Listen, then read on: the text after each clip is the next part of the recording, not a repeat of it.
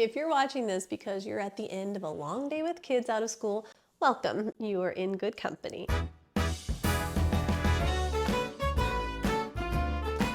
I'm starting this video right as I am preparing for another full day with the kids at home while I also try to get some stuff done because I wanted to show like real life how I handle these times.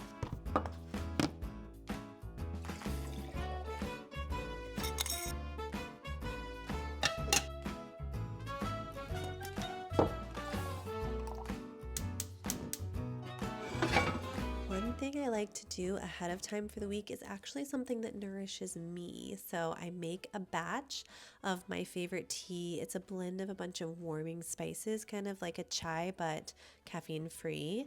So I just heat that up when I need a cozy relaxation moment, and it's so good. First sip.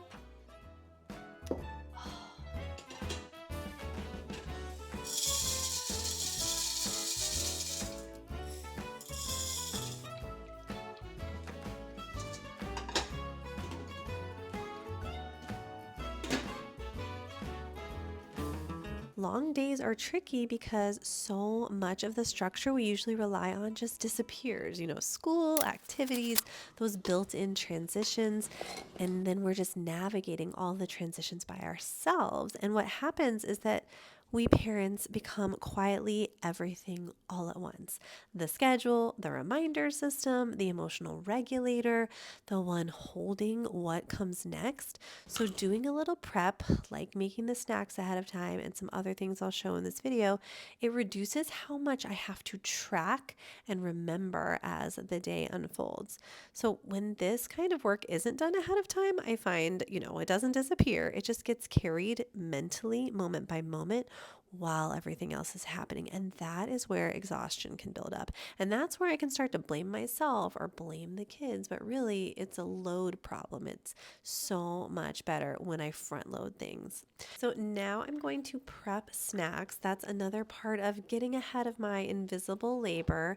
So I often do this once a week, but during the holiday times, I just take a minute either in the evening before or in the morning and get some snacks ready. And it can be so simple. It can just be whatever is cleaning out the fridge and the pantry. I'm making popcorn. I'm making these carrot sticks and celery with ranch dip, pears and apple with a little lemon juice on top to keep them from browning through the day. My kids love a little lemon apple flavor. It's actually really good with the pear too. And some peanut butter to dip that in, and just some oranges out. We love also some carrot pickles. They're full of good probiotics because they're naturally lacto fermented, and they're just a good veggie snack that my kids love, and they don't go bad very easily. So that's nice. I can keep them in the fridge for a long time. So making the snack, and then I'm going to put some of it out for now and some of it up high, just because I think it's nice for them to get a fresh, new, different snack later in the day. Just a little something to keep them engaged as the day goes along. And I'm just kind of mimicking school. School doesn't like throw everything at you at once. The school day unfolds, and I kind of have to create that at home a little bit on these long days off. So the reframe that changed things for me and for like a lot of families that I work with is that kids don't need full schedules on those long days off, but they do need days with a shape. So when days have no shape, kids don't know what to orient to. And that means that parents end up constantly adjusting in real time. And that constant recalibrating and adjusting is what drains us. So instead of asking, how do I keep my kids occupied all day? One question that's been more helpful for me is what's holding the day? And that's where anchors come in. When I talk about anchors, I mean moments in the day that give kids something concrete and typically like an activity to look forward to.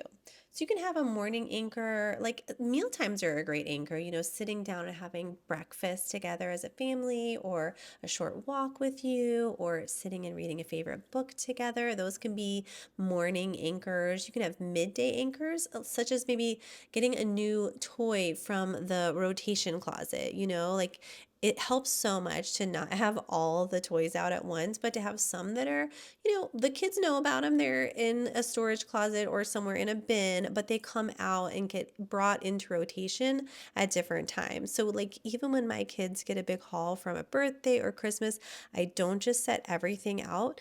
I find that can actually be overwhelming and it sometimes leads to more boredom instead of engagement.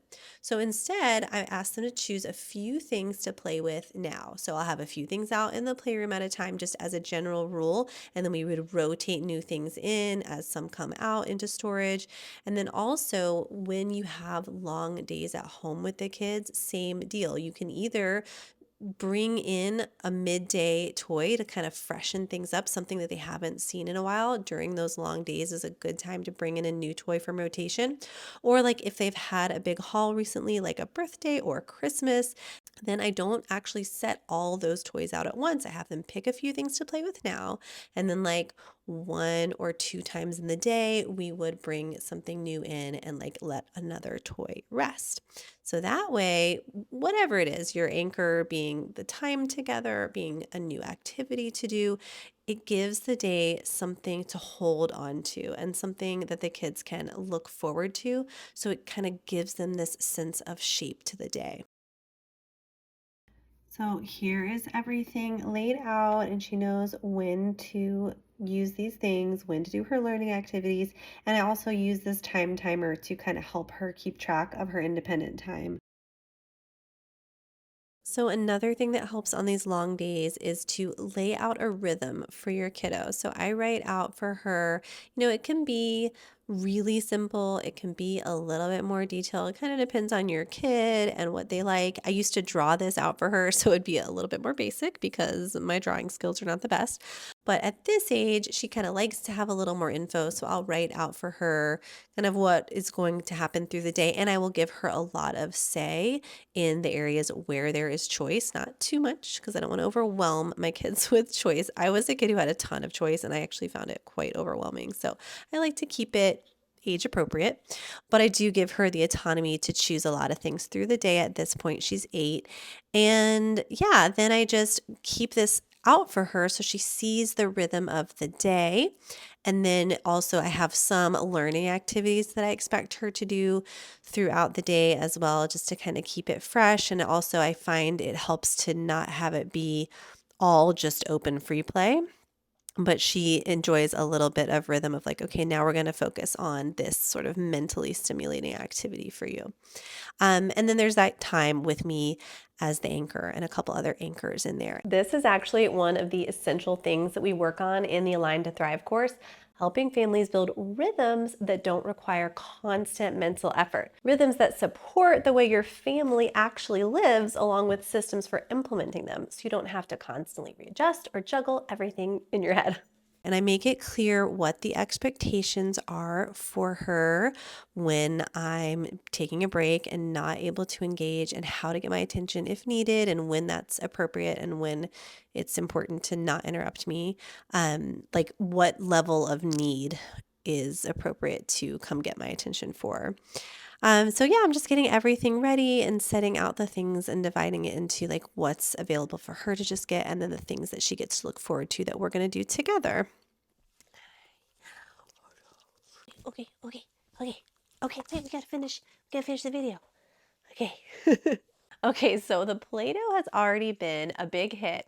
And now my younger one is doing some reading, my older one's practicing some dance, and I get some time for the things that I need to do. Now, if you've been watching this thinking, I should already know how to navigate life with my kids, I want to say gently, from my background studying anthropology, modern culture is much more isolating and overwhelming for parents than the natural human environment. See, in tribal culture, a parent would never be alone with kids, and the kids never outnumber the adults, very rarely. These are quite unnatural times we're living in as humans. Most of us were never taught how to design family life for these circumstances. We were often just taught how to, I don't know, react to it based on what we had role modeled for us. And reacting all day is exhausting. You're not doing anything wrong if long days feel heavy. You're just carrying a lot. And I know you also have high standards for yourself. So if long days out of school are wearing you down, I suggest trying this first. Give the day a shape. You can even just start with a couple anchor points and some pre-made snacks. Or if you're over-structured, try the idea of switching from a strict schedule to a rhythm, using the time timer to contain each part of the rhythm when needed. Even just those little adjustments will help so much. And if you want support building rhythms like this, not just for long days, but for family life in general, I'm opening a live cohort for parents called Align to Thrive starting February 2nd. It's an 8-week container where we build sustainable systems, rhythms, and norms so family life feels calmer and more coordinated. I actually do a lot of the content with this sort of show and tell style instruction, like in this video, though, of course, more structured and detailed. You can find the info for the course at CoreyKennedy.com or in the description box below this video. Either way, I'm so glad to have spent some time with you today. Here's wishing you a healthy, happy, and vibrant week ahead. I'll see you next time here on Cloud Dojo. Bye.